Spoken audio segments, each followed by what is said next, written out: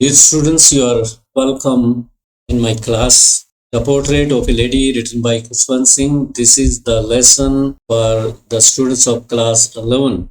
And the name of the book is Hornbill, right? And let's begin. There will be 3 lectures on this lesson, The Portrait of a Lady, written by Kushwant Singh. You are watching the portrait, the picture of Kushwant Singh, the famous writer of India. The Portrait of a Lady, written by Kushwant Singh. And let me tell you something about the author. Author के बारे में कुछ जान लेते हैं. The writer was an editor, journalist, short story writer and novelist. जो writer हैं खुशवंत सिंह, ये एडिटर भी रहे हैं किसी मैगजीन के, जर्नलिस्ट भी रहे हैं, शॉर्ट स्टोरी राइटर और नावलिस्ट भी हैं. इनकी बेहतरीन कहानियां हमें पढ़ने को मिलती हैं लिटरेचर में. He was awarded Padma Bhushan इन 1974. 1974 में इन्हें पद्म भूषण से नवाजा गया था. पंजाब रत्न अवार्ड इन 2006 में पंजाब रत्न और पद्म विभूषण इन 2007. ये फेमस अवार्ड इन्हें मिले हुए हैं. Let me tell you something about the lesson also. In this lesson, the writer portrays a word picture about his grandmother who was very close to his heart. इस lesson में लेखक, जो खुद यहाँ पे नरेटर भी हैं, खुशवंत सिंह, अपनी दादी अम्मा की एक बहुत ही खूबसूरत तस्वीर पेश करते हैं. वर्ड पिक्चर हमारे सामने पोर्ट्रे करते हैं, चित्रण करते हैं. पोर्ट्रे करना, टू डिस्क्राइब समवन और समथिंग इन वर्ड्स में किसी को डिस्क्राइब करना, वर्ड पिक्चर क्रिएट करके. और दादी अम्मा इनके बहुत ही करीब थी, बहुत ही नज़दीक थी. He could never forget about his grand mother. कभी भी अपनी ग्रैंड मदर को वो भूल नहीं पाए. और she used to wake up the author when he was young in age and lived in a village. जब ग्रैंड मदर के साथ लेखक गांव में रहते थे, खुशवंत सिंह अपनी दादी अम्मा के साथ गांव में रहते थे, तो इनकी दादी अम्मा इन्हें जगाया करती थी. सुबह स्कूल के लिए तैयार करती थी, इन्हें टाइम पे भेजने के लिए साथ में जाती थी उन्हें छोड़ने, तो वक्त पे जगाया करती थी. She would also accompany him to school. और स्कूल में वो साथ जाती, इनके अकम्पनी करती. And stay there in the temple attach to it. और पुराने ज़माने में स्कूल बहुत कम थे, किसी न किसी मंदिर के साथ अटैच होते थे या किसी धर्मशाला में स्कूल लगा करते थे. Will find more facts about authors relationship with his grand mother. और इस वीडियो लेक्चर में हम लेखक का जो रिलेशनशिप है उनकी दादी अम्मा के साथ, उसके बारे में कुछ और फैक्ट्स पता करेंगे, हमें और जानकारी मिलने वाली है. Now I come to the detailed summary of the lesson. Lesson की हम सिंप्लीफाइड लैंग्वेज में समरी ले रहे हैं. और टेक्स्ट का पैसेज है, माई ग्रैंड मदर डैश, यहाँ पे यूज टू टेल अस, यहाँ तक का ये पैसेज आप देख सकते हैं अपनी टेक्स्ट में, पैरा 1. और in the first paragraph of this chapter, इस चैप्टर के पहले ही पैराग्राफ में the author Khushwant Singh tells us that his grand mother was an old woman like everyone's grand mother. Khushwant Singh हमें बताते हैं कि उनकी दादी अम्मा ऐसी थी जैसी दूसरों की दादी अम्माएँ होती हैं, बूढ़ी, चेहरे पे सलवट थे. आमतौर पे जिस तरह की दादी अम्मा लगती हैं, प्रतीत होती हैं, दिखती हैं, अपने बुढ़ापे में होती हैं, तो उसी तरह की इनकी दादी अम्मा थी. After that he describes her wrinkles. फिर वो उनके रिंकल्स को डिस्क्राइब करते हैं. रिंकल्स क्या होते हैं? चेहरे पे जो झुर्रियाँ पड़ जाती हैं, सलवड़े पड़ जाती हैं बुढ़ापे की वजह से, उन्हें रिंकल्स कहते हैं. The linings that appear on human face in old age, that had been the same there on her face for the last 20 years. पिछले 20 वर्षों से ये रिंकल्स नरेटर को ऐसे ही प्रतीत होते हैं जैसे वो पहली बार प्रतीत हो रहे थे. He means to say that there was no change in the wrinkles on her face for the last 20 years. पिछले 20 वर्षों से उनके रिंकल्स में कोई बदलाव नहीं था, जो कि त्यों थे. ऐसा लगता था जैसे उम्र ठहर सी गई हो. He also mentions that people often said that once she was young and pretty and she also had a husband. लोग तो ये भी कहते हैं कि जब ये अपने नौजवानी में थी, ये सुंदर भी थी, फेयरली ब्यूटीफुल, प्रिटी होती, and she also had a husband, और इनका एक पति भी था. But it was very hard for the author to believe all that. परंतु ऑथर को, नरेटर को, खुशवंत सिंह को इन सब बातों पे बिलीव नहीं होता, विश्वास नहीं होता. The very thought of imagining her to be young and pretty, seemed to be revolting in his mind. यह कल्पना करना कि वो कभी नौजवान भी रही होंगी, सुंदर भी रही होंगी, उनके दिमाग में ये विचार रिवोल्टिंग था, विद्रोह पैदा करने वाला था। मतलब उन्हें विश्वास नहीं होता था इस बात पे कि उनकी दादी अम्मा कभी नौजवान भी रही होंगी, प्रिटी भी रही होंगी। After that the author describes his grandfathers portrait. इसके पश्चात नरेटर अपने ग्रैंडफादर की पोर्ट्रेट को डिस्क्राइब करते हैं और that was placed on the mental peace of the drawing room, जो ड्राइंग रूम के मेंटल पीस पे रखी हुई थी। मेंटल पीस क्या होता है? प्रोजेक्शन होता है, कानिस होती है। सपोज करो ये दीवार है, आपके घर में कोई रूम है पुराने टाइप का बना हुआ, ये रूम है, ये इधर की दीवार है, ये फ्रंट जो दीवार है बैठकों में आमतौर पे कानिश बनी होती थी। तो यहाँ पे एक प्रोजेक्शन सा है, बना देते थे पहले बुजुर्ग लोग, और ये उभरा हुआ हिस्सा स्लैब है, यहाँ पे दादाजी की पोर्ट्रेट रखी हुई है और he has been shown in the portrait wearing a big turban and loose fitting clothes. और दादाजी को इस पोर्ट्रेट में दिखाया गया है कि उन्होंने एक बहुत बड़ी पगड़ी बांधी हुई है अपने चेहरे पे और दाढ़ी इनकी नीचे तक मतलब फ्लो करती हुई, छाती का काफ़ी भाग उससे ढका हुआ था दाढ़ी से, सफ़ेद रंग की दाढ़ी नीचे तक फ्लोविंग थी और he had long white beard flowing down on the best part of his chest. Chest means छाती, छाती का काफ़ी बड़ा हिस्सा इस दाढ़ी ने छुपा रखा था। He seem to be 100 year old और 100 साल उम्र में वो लगते हैं, जैसी उनकी उम्र 100 वर्ष हो चुकी है। The next few lines also put emphasis on the grandfather's old age. अगली जो पंक्तियां हैं टेक्स्ट की वो भी इसी बात पे एम्फसाइज करती हैं, बल देती हैं। जो दादाजी की बुढ़ापा है, उनकी जो उम्र है उसकी तरफ इशारा करती हैं। Again the author was not ready to accept that he was once young, as he says that it does not seem by watching at his portrait that he would have had a wife and children. अगली जो कुछ पंक्तियां हैं वो इसी बात पे बल देती हैं कि वो इतने बूढ़े होंगे, ऐसा लगता है कि उनकी कभी कोई पत्नी भी नहीं होगी और बच्चे भी नहीं होंगे, बल्कि इससे भी बढ़ के ग्रेट ग्रैंड चिल्ड्रन, जैसे पोते पड़पोते कहते हैं। The author was not ready to accept. Author ये बात स्वीकार करने के लिए, एक्सेप्ट करने के लिए तैयार नहीं था कि दादाजी भी कभी नौजवान रहे होंगे। As he says that it doesn't seem by watching at his portrait, उनकी तस्वीर को देख के ऐसा नहीं लगता that he would have had a wife and children, कि उनकी पत्नी भी होगी और कभी बच्चे भी रहे होंगे।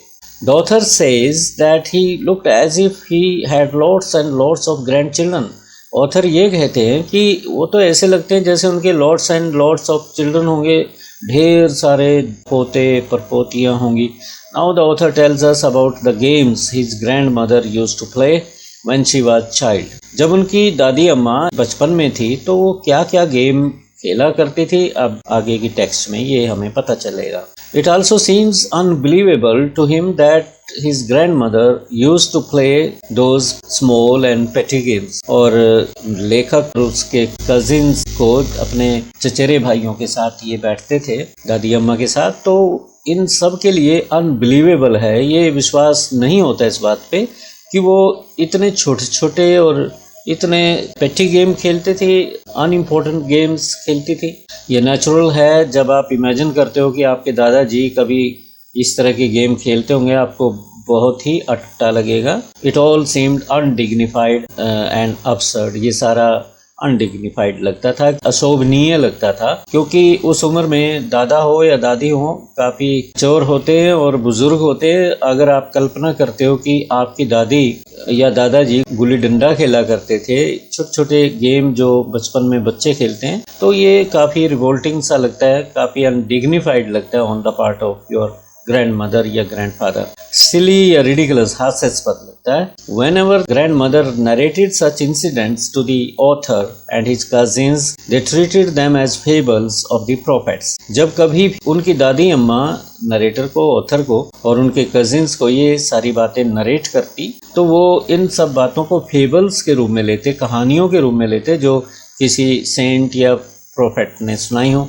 और प्रोफेट क्या होते हैं? Stories of the saints who foretell. Fables ये होती हैं stories of the saints who foretell about future events. दार्शनिक लोग जो होते हैं, सेंट्स होते हैं, विषय की बातें जानते होते हैं, और यही कहानियाँ कुछ इन्हीं के मुंह से सुनी सुनाई लोग एक दूसरे को सुनाते हैं. It means they didn't apply any logic to those stories and listen to them with blind faith. इस बात का ये मतलब है कि जो कुछ भी दादी अम्मा उन्हें सुनाती थी वो ब्लाइंड फेथ के साथ उसे सुन लेते थे, मान लेते थे. They believed the stories, they listened with blind faith. Without applying any logic to those stories, they accepted them as truth. अब next पैरा है she had always been contentment तक का. In the second paragraph, the author describes his grandmother's physical features. दूसरे paragraph में narrator अपनी grandmother की physical features को describe करते हैं कि वो शारीरिक रूप से कैसी दिखती थी. He says that she had a short stature. वो कहते हैं कि उनका जो स्टेचर था, कदकाठी थी, वो छोटा था और थोड़ा शरीर मोटा भी था, फैट था, which was slightly bent, और थोड़ा सा वो झुका हुआ था. थोड़ा जब वो चलती थी तो पीठ में थोड़ा सा कूब था, उनके हंच ये इस तरह का कूब था. The next line, her face was a crisscross of wrinkles, means that there were so many wrinkles running from one side to the other and crossing one another at several places, making a network of wrinkles. और फिर आगे narrator बताते हैं कि उनका चेहरा जो था क्रिस क्रॉस ऑफ रिंकल्स था. मतलब रिंकल्स क्या होते हैं? झुर्रियाँ जो होती हैं, सलवटें पड़ जाती हैं बुढ़ापे में, जैसे आप तस्वीर में देख रहे हो, जैसे सलवट इधर से आ रहे हैं, कुछ इधर से आ रहे हैं, ऐसे फिर वो क्रॉस करते थे आपस में, एक दूसरे को काट रहे थे, तो ऐसा लगता है जैसे नेटवर्क बन गया हो चेहरे पे रिंकल्स का. All of this narrative lays emphasis on the fact that she was so much old that one cannot grow older than that. इन सब बातों से ये जाहिर होता है, ये प्रकट होता है कि वो इतनी ओल्ड हो चुकी थी कि इससे अधिक ओल्ड होना मुनासिब नहीं था, या फिर संभव नहीं था. हम संभव कहेंगे कि ऐसा लगता है जैसे असंभव है कि इससे अधिक कोई बूढ़ा नहीं हो सकता.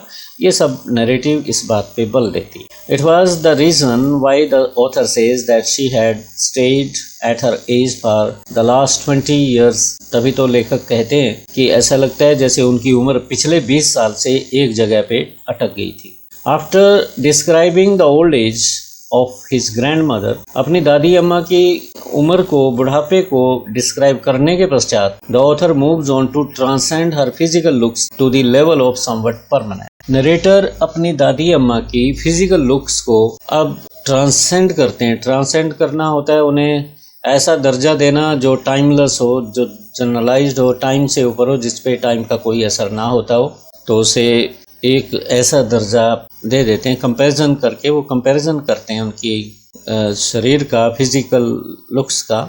He says that she was always beautiful, although she could not have been pretty for him as he could not believe it. और वो कहते हैं कि दादी अम्मा उनकी सदैव उनके लिए सुंदर रही थी. कोई भी हो, सभी को अपनी दादी अम्मा या मदर बुढ़ापे में भले ही उनके चेहरे पे सलवटें पड़ जाएं और वो सुंदर होती हैं, हमेशा सुंदर लगती है. तो दादी अम्मा भी उन्हें सदैव सुंदर लगती थी, हालांकि वो इतनी प्रिटी नहीं थी.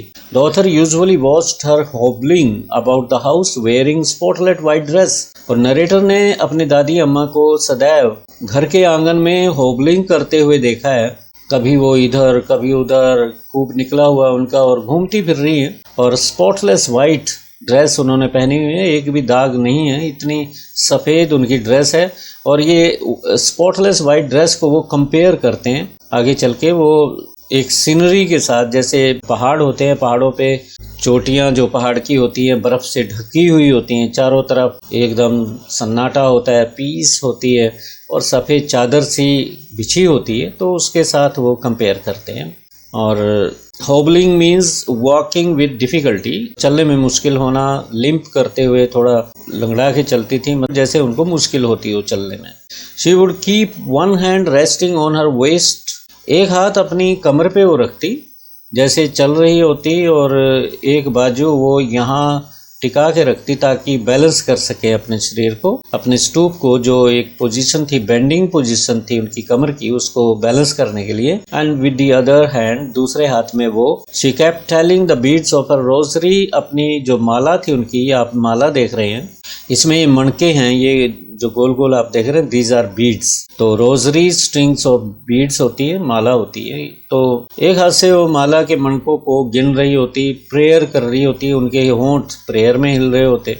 While doing so, her lips moved in some inaudible prayer। और जब वो चल रही होती, हाथ में माला के मन के वो गिन रही है, मतलब उनको टू टेल द बीट्स का मतलब माला जपना, और उनके होंठ इनऑडिबल प्रेयर कहते हुए हिल रहे होते, ऐसी प्रेयर जो सुनाई ना दे रही हो। And the locks of her hair, जो गुच्छे थे उनके बालों के, स्कैटर्ड थे, बिखरे हुए से, अनटाइडली मीन्स डिसऑर्डर में, उनके पीले से पके हुए से चेहरे पे गिरे हुए थे, मतलब चेहरे को ढके हुए थे। बाल उनके बिखरे हुए से थे सुबह सुबह के वक्त, और चेहरा पीलक वाला था। पकड़ का मतलब होता है face with tightened skin due to old age. Old age में चेहरा थोड़ा पक जाता है, मीन्स सलवटें आ जाती है, मैच्योर सा लगता है, बहुत ज़्यादा बुढ़ापा झलकता है पूरा चेहरे पे। In spite of her extreme old age, अपनी अत्यधिक बुढ़ापे के बावजूद, इन स्पाइट ऑफ मीन्स के बावजूद, she was beautiful for the author, author के लिए सदैव वो सुंदर रही थी। Then the author proceeds to explain that his grandmother was like the winter landscape in the mountains. फिर नरेटर मतलब एक्सप्लेन करते हैं कि उनकी दादी अम्मा ऐसी लगती थी जैसे विंटर लैंडस्केप होती है माउंटेन्स में, पहाड़ों में सर्दियों की ऋतु में जो दृश्य दिखता है उस तरह वो लगती थी उन्हें। The winter landscape in the mountains, mountains में विंटर लैंडस्केप कैसी लगती है, ये पहाड़ियाँ हैं बर्फ़ से ढकी हुई, स्नोफॉल हुआ है और ये बिल्कुल बर्फ़ की चादर बिछी हुई है। वो बिल्कुल स्पॉटलेस वाइट ड्रेस होती तो विंटर लैंडस्केप की तरह उन्हें लगती। तो ये एक नया आयाम दे रहे हैं, वो ट्रांसेंड कर रहे हैं अपने ग्रैंड मदर की फिजिकलिटी को, फिजिकल स्टेचर को एक ऊंचा आयाम दे रहे हैं। In winter season, mountains peaks are usually covered with white silvery snow। सर्द ऋतु में जो पहाड़ों की चोटियां होती हैं, पीक्स होती हैं, कवर्ड मीन्स ढकी हुई, सफेद चांदी जैसी बर्फ से वो ढक जाती हैं। That makes very beautiful landscape, और बहुत ही सुंदर दृश्य, आकर्षक दृश्य पैदा होते हैं, बनते हैं। So dear students, this is the end of the video lecture 1। There will be 3 lectures on this lesson। इस लेसन पे कुल मिला के 3 लेक्चर होंगे और लेक्चर फर्स्ट ख़त्म हो जाता है। Let me and up my stream.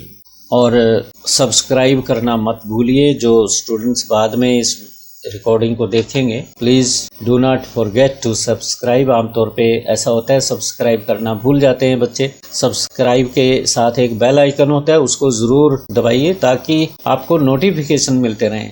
और मैक्सिमम सब्सक्राइबर सब्सक्राइब तो कर लेते हैं और बेल आइकन नहीं दबाते, इसलिए उन्हें नोटिफिकेशन नहीं मिलते। Let me and up the stream now.